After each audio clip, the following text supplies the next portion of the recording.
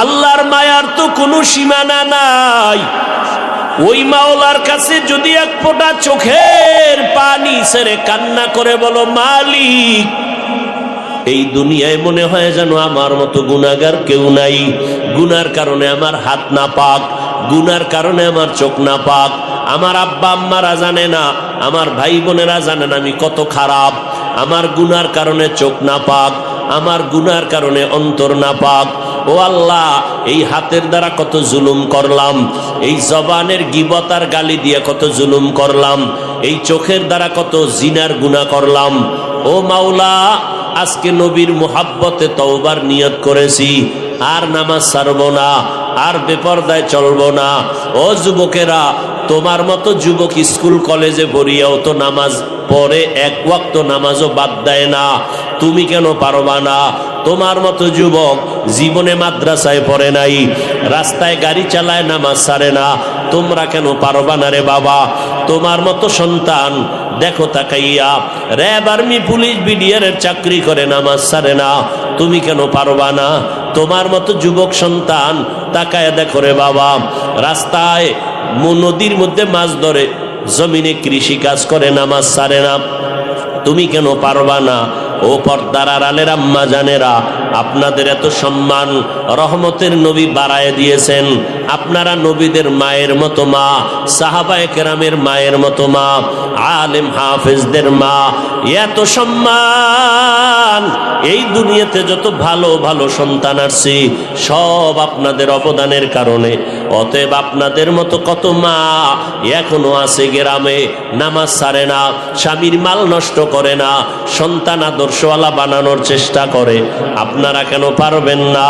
ও বৃদ্ধ বাবাজিরা, আপনাদের মতো কত বুড়া আল্লাহর বান্দা লাঠি হাতে নিয়ে মসজিদে গিয়া নামাজ আদায় করে, এক বেলার নামাজও ছাড়ে না, আপনারা কেন পারবেন না? আল্লাহর কাছে তওবা করেন, ও দয়ার মালিক, জীবনে নামাজ ছাড়বো না, বেপরদায় চলবো না, মা বাবাকে কষ্ট দিব না। আল্লাহর কাছে তওবা করেন, আল্লাহ গুনাহ মাফ করে দিবেন। ও যুবক বাবারা, আজকে তাকাইয়া দেখো, নবীর আদর্শ না থাকার কারণে তোমাদের মধ্যে আজকে মানুষত্ব নাই। আজকে তুমি গালি দিতে চিন্তাও করো না। আমরা তোমাদের পিছনে তো মেহনত করার পরও তোমরা যখন বিরোধিতা করো, তখন তো মেজাজটা এমন করতে চাইছিল যে তোরে মারবো, তোরে পাইলে পিটাবো, গালি দিব। কিন্তু না, আমরা এত বুঝাইয়াও টাইম মতো খানা নাই, টাইম মতো ঘুম নাই, এত কষ্ট করি 12 মাস, এরপরও কিন্তু বিরক্ত হই না, গালিও দেই না। অথচ তোমরা উল্টা আমাদের গালি দাও খামোখা, কোনো দোষ নাই, এরপরও বিরোধিতা করো, সমালোচনা করো। দোষ নাই, দোষ বানাইয়া দোষ বলো, ইমামের পিছনে নামাজ পড়া বাইরে গিয়া বিরোধিতা করো। কারণ কি? একমাত্র কারণ, আমারে তুমি এত কষ্ট দেওয়ার পরও তোমারে গালি দেই নাই, কারণ আমার মধ্যে রাসূলের আদর্শ আছে। তোমার কাছে কোনো অন্যায় করি নাই, তুমি এরপরও কেন জুলুম করো, সম্মান নষ্ট করো? একমাত্র কারণ, তোমার মধ্যে মদিনাওয়ালার আদর্শ নাই। এ কারণে তুমি আকৃতিতে মানুষ, চরিত্র তোমার কুত্তার থেকে খারাপ। এবার বুঝো নবীর আদর্শের দাম কত। যুবকেরা বলো তো, আমার নবীজির থেকে বড় দামি কোনো পীর, কোনো মুফতি, কোনো মুহাদ্দিস, কোনো মুফাসসির, কোনো ডাক্তার, কোনো প্রফেসর, কোনো ইঞ্জিনিয়ার, কোনো বৈজ্ঞানিক, কোনো দার্শনিক ছিল? আছে? আসবে? তাহলে নবী শ্রেষ্ঠ। একমত? কথা বলো, একমত? নবীর আদর্শের থেকে ভালো কোনো আদর্শ আর কারো কাছে আছে? থাকলে বলো আমি যাব, ওইটাই নিব, নবীরটা বাদ। নবীর থেকে ভালো আদর্শ যদি আরো থাকে বলো, আমি সেটা নিব। আছে? বলো। তাহলে নবীর আদর্শ শ্রেষ্ঠ। সবাই একমত? জবান খুলো, একমত? আচ্ছা, এবার জবাব দাও, ওই নবীর আদর্শের মধ্যে কি নখ কাটার নিয়ম নাই? চুল কাটার নিয়ম নাই? তুমি মুসলমানের বাচ্চা হইয়া নবীর আদর্শ জবাই কইরা বেঈমানের পা চাটা গোলাম হইয়া চুল কাটছো কেন? কি জবাব? কি লাভে গেছো? একটা লাভ থাকলে আমি মানব। যদি দাঁড়ায় কও হাফিজ ভাই, বেঈমানের লাইনে চুল কাটলে চোখের পাওয়ার বাড়ে, অথবা যৌবন বাড়ে, অথবা মাথা ঠান্ডা থাকে, অথবা শরীর সুস্থ থাকে, একটা ক আমি ওই লাইনে যাব। যুবকেরা বল আছে? তাহলে এই মারাত্মক আকাম কেন করছো? কি তোর কাছে রসুলেরটা ভাল লাগে না? বল, নিমক হারাম কোথাকার, রসুলেরটা তোর কাছে ভালো লাগে না? আর তুই রসুলের সুপারিশ পাবি মনে করছো? বেঈমানের পা চাটবি সারা দিন রাত, আর বলবি আমি আশেকে রসুল। মাস্তানি মনে করছো রসুলকে নিয়া? তোমার বাবার টাকার কেনা সম্পদ মনে করেছো? সারা দিন রাত্র রসুলের সাথে গাদ্দারি করবি আর দাবি করবি আশেকে রসুল। কি পেয়েছো? আর সারা রাত জায়নামাজে কান্নাকাটি কইরাও আবু বকরের মতো বান্দা জান্নাতের টিকিট পাইয়াও জায়নামাজে সারা রাত কাঁদতেছেন আবু বকর, সারা রাত কাঁদতেছেন হযরত ওমর, সারা জিন্দেগি কাঁদছেন হযরত ওসমান। তুমি খেলা মনে করেছো রসুলের সুন্নত? মন চাইছে ক্যাপ লাগাইছো, মন চাইছে টুপি লাগাইছো, মস্কারি মনে করো রসুলের সুন্নত নিয়ে।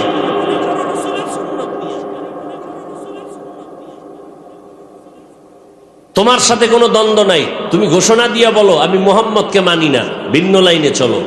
দাবি করবা মুহাম্মদকে মানি, কাজে করবা দুশ্মনী। এরকম কেন? আমার রসুলের বদনাম করো কেন? আমার রসুলের তো জিন্দেগির কোনো বদনাম নাই, আমার রসুলের জিন্দেগির আশেকদের কোনো বদনাম নাই। তোমার কারণে তো রসুলের সুন্নতের উপরে আক্রমণ হচ্ছে। রসুলের আদর্শ তো হিন্দুরা মানবে না, রসুলের রেখে যাওয়া আদর্শ তো ইহুদিরা মানবে না, রসুলের আদর্শ তো কোনো খ্রিস্টান মানবে না। জবাব দাও জবান খুলে, রসুলের আদর্শ কারা মানবে? তুমি কি অমুসলিম? তোমার গালে দাড়ি নাই কেন? তোমার মাথায় টুপি নাই কেন? রসুলের আদর্শ কবে মানবা? বিয়ার পর? তোর কপালে বিয়া আছে কিনা সে গ্যারান্টি দে। আর আমি গ্যারান্টি দিয়া যাই, লেখা রাখ, 75% 75 তোর কপালে বিয়া নাই।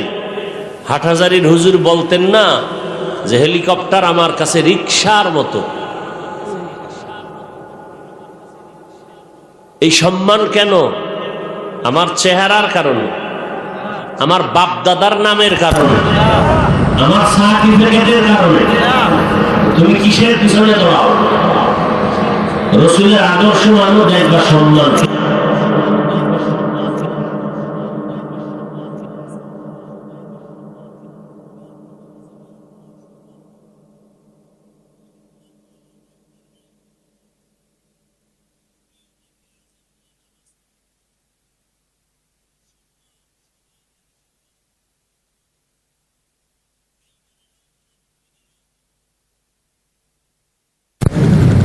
মাত্র 13 বছর বয়স,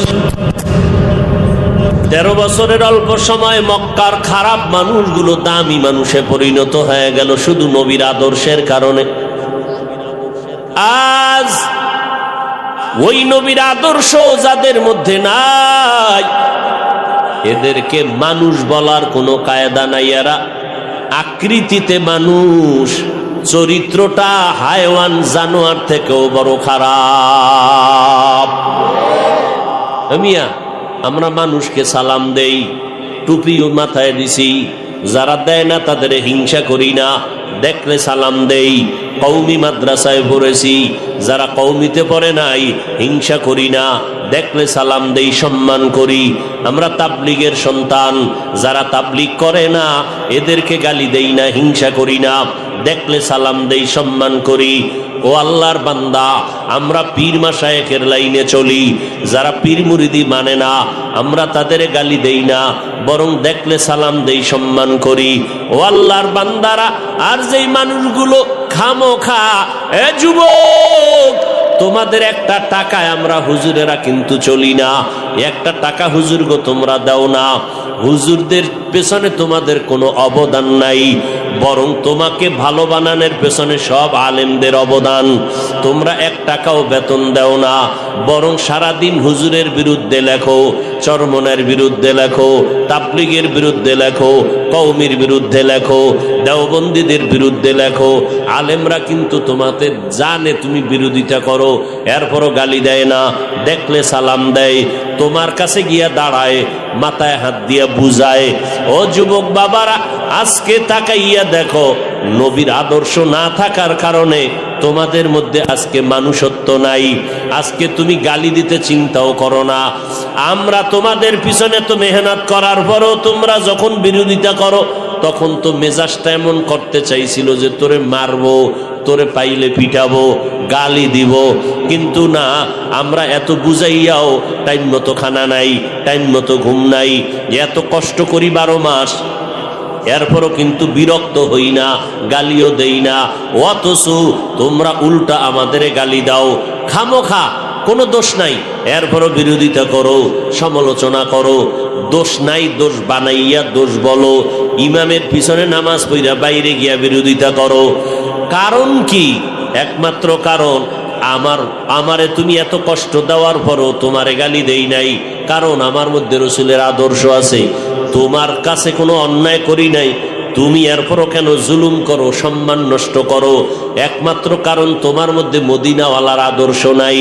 এ কারণে তুমি আকৃতিতে মানুষ, চরিত্র তোমার কুত্তার থেকে খারাপ। এবার বুঝো নবীর আদর্শের দাম কত। যুবকেরা বলো তো, আমার নবীজির থেকে বড় দামি কোনো পীর, কোনো মুফতি, কোনো মুহাদ্দিস, কোনো মুফাসসির, কোনো ডাক্তার, কোনো প্রফেসর, কোনো ইঞ্জিনিয়ার, কোনো বৈজ্ঞানিক, কোনো দার্শনিক ছিল? আছে?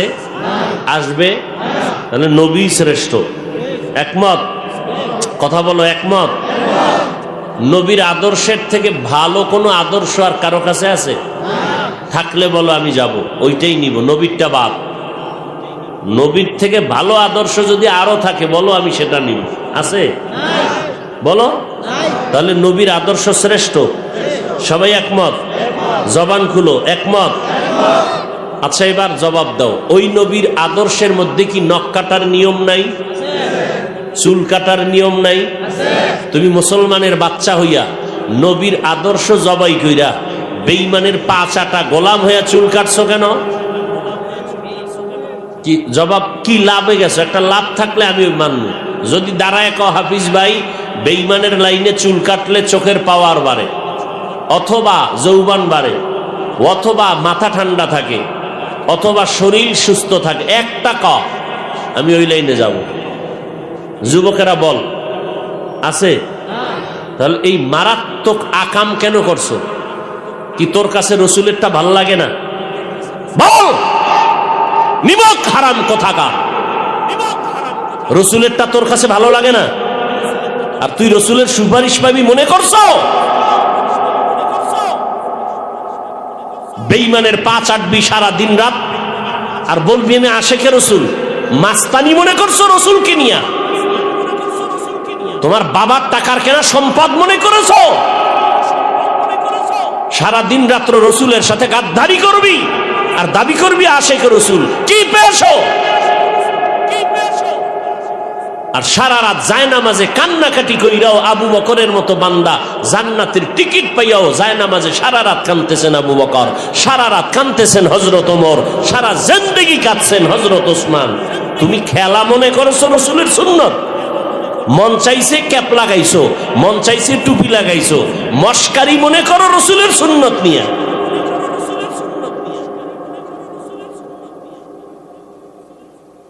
তোমার সাথে কোনো দ্বন্দ্ব নাই, তুমি ঘোষণা দিয়া বলো আমি মুহাম্মদকে মানি না, ভিন্ন লাইনে চলো। দাবি করবা মুহাম্মদকে মানি, কাজে করবা দুশ্মনী। এরকম কেন? আমার রসুলের বদনাম করো কেন?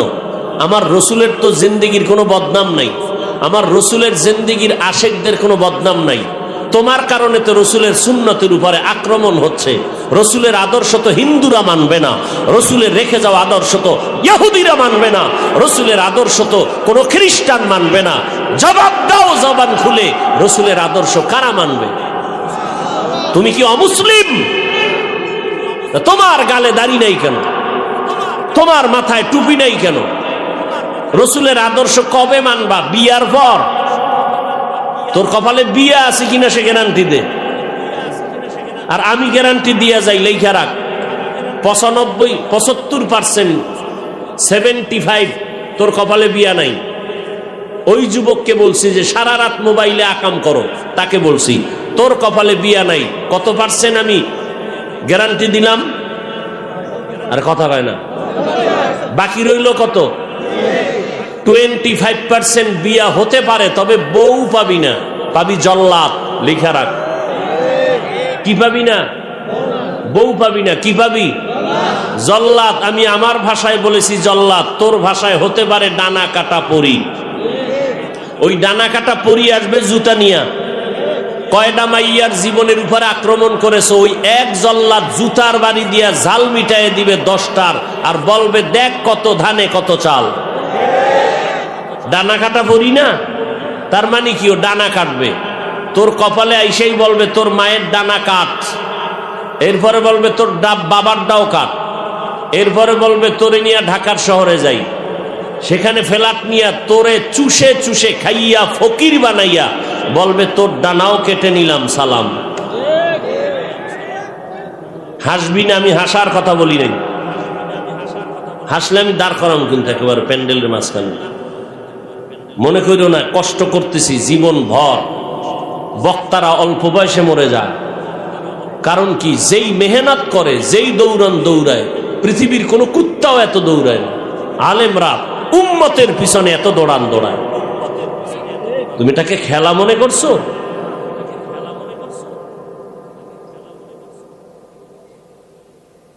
রাগ করতে পারো, কথাগুলো হার্ড বলছি, কিন্তু দিলের দরদ কিন্তু হার্ড না। দিলের ভিতরে এত মোমের মতো মোহাব্বত আছে, খালি বলবি যে হাফিজ ভাই নিচে নেমে পাও ধরো, এখন দাঁড়িয়ে রাখবো, খালি বল আমি লাভ দিয়ে তোর সামনে গিয়ে পাও ধরবো। এতটা মনের আবেগ নিয়ে কথা বলতেছি, এতটা মোহাব্বত নিয়ে কথা বলতেছি, কারোর সাথে কোনো দুশ্মনী নাই। কিন্তু আমি একবারও কিন্তু বলি না, আবার বলছি পিছনের কথা, স্কুল ছাড়বি না, কলেজ ছাড়বি না, ব্যবসা করো করো, চাকরি করো করো, আমার দেশে ডাক্তার দরকার, ইঞ্জিনিয়ার দরকার, প্রফেসর দরকার, আমার দেশে এসপি দরকার, তবে বেয়াদব দরকার নেই। ডাক্তার হবা, ইঞ্জিনিয়ার হবা, অনুরোধ করে বললাম, তবে বেয়াদব হবা না। খবরদার, তোমার আচরণে যেন মা বাবা কষ্ট না পায়, তোমার আচরণে যেন কোনো আলেম কষ্ট না পায়, তোমার আচরণে যেন কোনো মুরব্বী কষ্ট না পায়। মানুষের বরদোয়া নিও না। চূড়ান্ত জিন্দেগির গজবের এক কারণ মানুষের বরদোয়া। এটা বড় বড় মুসিবতের কারণ। কারো বরদোয়া নিবা না। পারলে উপকার করো, না পারলে চুপ, কারো ক্ষতি করবা না। পারলে প্রশংসা করো, না পারলে চুপ, কারো বদনাম করবা না। পারলে নেক আমল করো, না পারলে চুপ, কোনো গুনাহ করবা না। এটি হলো শেষ ওয়াজ। রসুলের আদর্শের মালা গলায় লাগাও। তুমি মুসলমান না? মুসলমান, আমিও মুসলমান। তোমার আল্লাহ আমার আল্লাহ দুইজন না একজন? তোমার আমার নবী, কোরআন, কাবা, ধর্ম সব এক। দুনিয়াতে আসছি সিস্টেম, কথা কেন? নাকি আপনারা লঙ্গি পরে আসছেন? সব সিস্টেমে এক। আমাদের কালেমা এক, কবরের সাইজ, কাফন হবে সমান 3টা, কালার হবে আলাদা। না কালার কি? সব এক, কালো না সাদা। কবরের সাইজও, কবরের নিয়ে রাখার পরে প্রশ্ন হবে 3টা, তাও নাকি আমার প্রশ্ন আপনার প্রশ্ন আলাদা? সবার বেলা একই প্রশ্ন। তাহলে আল্লাহ এক, নবী এক, কোরআন এক, মুসলমান সবাই। আমি টুপি মাথার থেকে নামাইতে চাই না, আর তুমি টুপি মাথায় দিতে চাও না। বিষয় কি? আমি দাড়ি কাটতে চাই না, তুমি দাড়ি রাখতে চাও না। বিষয় কি? তাহলে তোমার নবী আর আমার নবী মনে হয় আলাদা। কারণ কি? তোমার পাও দইরা তাবলিগলারা বুঝায়, পীর সাহেবরা বুঝায়, আলেমরা বুঝায়, জুমার দিন বয়ান, এত পাও ধরে, একজনে গালি দেয় না, তারপরে তুমি টুপি পরতে চাও না, দাড়ি রাখতে চাও না। কিছু কিছু বেয়াদব এমনও আছে, যদি বলি ভাই এই দাড়ি রাখো না কেন, তো এক যুবক কয় হুজুর দরকার তো রসুলের আদর্শ, চেষ্টা করি, পারি না, একটু দোয়া কইরেন। আর এক বেদ্যবে কয় দাড়ি না রাখলে অসুবিধা কি? দাড়ির মধ্যেই কি ইসলাম? দুই যুবকের কথা কি এক হইল না দুই? এইটা হইল আদবালা, ওইটা বেয়াদব, ওটা গাদ্দা। যে বলে দাড়ি না রাখলে অসুবিধা কি, তাহলে এটা কি আদবালা না বেয়াদব? চূড়ান্ত গাদ্দা। অথচ দাবি করে মুসলমান। আর কেমনে বুঝাইলে মানবেন আপনারা? এই এতক্ষণ যত ধোয়া ধুইলাম আমার কলিজার যুবকরে, এই দায় কিন্তু মা বাবারা এড়াইয়া যাইতে পারবেন না। কঠিন জবাবদিহিতার কাঠগড়ায় দাঁড়াইয়া, আল্লাহ না করুন হতে পারে আপনার জীবনে কোনো গুনাহ নাই, কিন্তু সন্তানের লাইনে আনেন না কেন? এই জবাব দিতে না পেরে হ্যান্ডকাপটা লেগে যাবে জাহান্নামের হাতে। হাজী সাহেব রেডি থাকেন আল্লাহর সাথে জবাব দেওয়ার জন্য। নিজে নামাজ পড়ছেন, ছেলেটাকে পড়ান নাই কেন? নিজে তেলাওয়াত করছেন, সন্তানকে তেলাওয়াত শিখান নাই কেন? নিজে পর্দা করছেন, সন্তানকে পর্দাওয়ালা বানান নাই কেন? নিজে হজে গেছেন, ওয়াজে গেছেন, আপনার সন্তানকে দিনের লাইনে চালান নাই কেন? জবাব দিতে হবে প্রত্যেক মা, প্রত্যেক বাবার। রেডি থাকেন।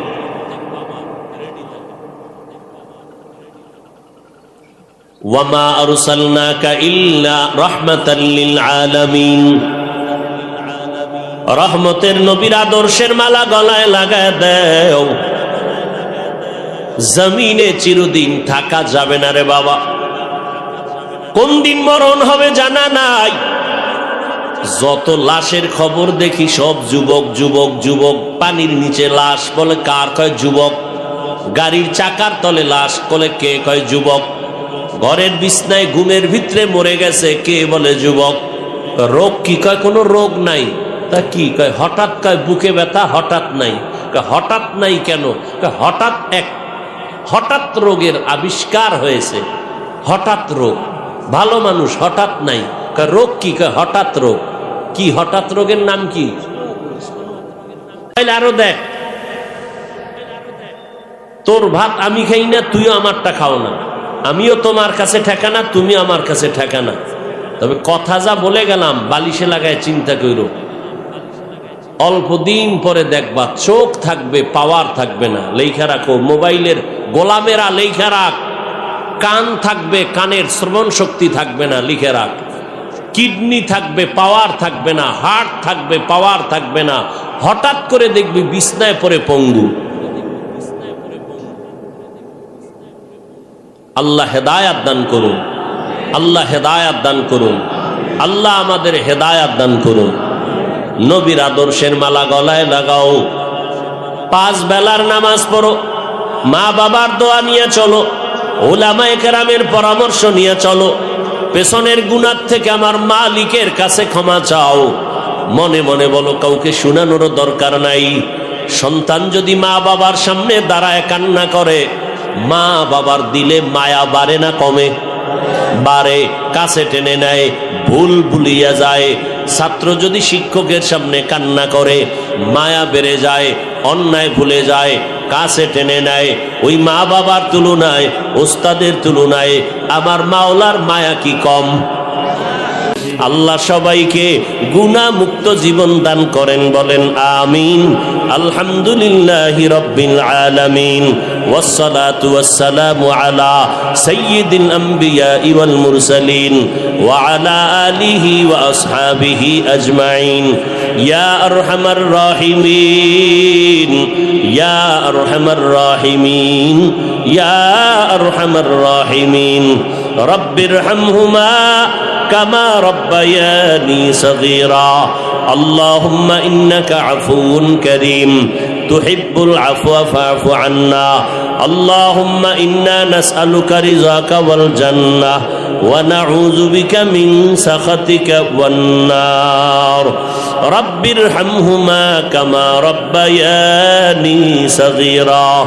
আয় আল্লাহ, মেহেরবানি করে আমাদের মাফ করে দেন, মাহফিল কবুল করে নেন, আয়োজনকারী সহযোগিতাকারীদের কবুল করে নেন, মা বোনদের আবেদা বানায় দেন, সন্তানগুলো নেককার বানায় দেন, সারা দুনিয়াবাসীকে মাফ করে দেন, প্রবাসে যারা সবাইকে হেফাজত করেন, ফিলিস্তিনের মুসলমান সহ সমস্ত মাজলুম মুসলমানের উপরে রহমত নাজিল করেন, ইসরায়েলের জালেম সহ সমস্ত জালেমদের জুলুম থেকে হেফাজত করেন, বাংলাদেশ শান্তির দেশ বানায় দেন, প্রশাসনিকভাবে যারা কাজ করে দিনের খাদেম বানায় দেন, মা বোনদের আবেদা বানায় দেন, সমস্ত মাদ্রাসা মসজিদ কবুল করে নেন, অন্যান্য শিক্ষা প্রতিষ্ঠান নবীর আদর্শে কবুল করে নেন, আমাদের মা আমাদের বাবা আত্মীয় স্বজন যারা কবরে জান্নাত বানায় দেন,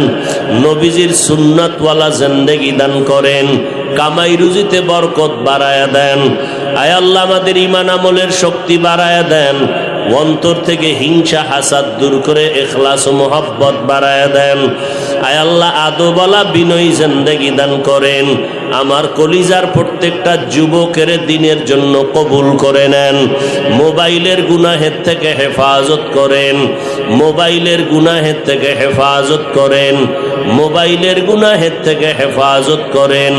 আয় আল্লাহ এলাকার ঘরে ঘরে শান্তি দান করেন, আপনার খাস ওলিয়া উলিয়াদের বন্ধু বানায় দেন, বাতিলদের চক্রান্ত থেকে হেফাজত করেন, আওয়াজে কথায় রুহানিয়াত বাড়ায় দেন, ইলম ও হিলম ও হিকমত আমলে বরকত বাড়ায় দেন, ওলামা তোলাবা উম্মতের অন্তরে মোহাব্বত বাড়ায় দেন, নবীজির মোহাব্বতে আমাদের দোয়া কবুল করে নেন, নবীজির রওজা মুবারক বাইতুল্লাহ জিয়ারতের ব্যবস্থা করে দেন, সুন্নাতওয়ালা জিন্দেগি আমাদেরকে দান করেন।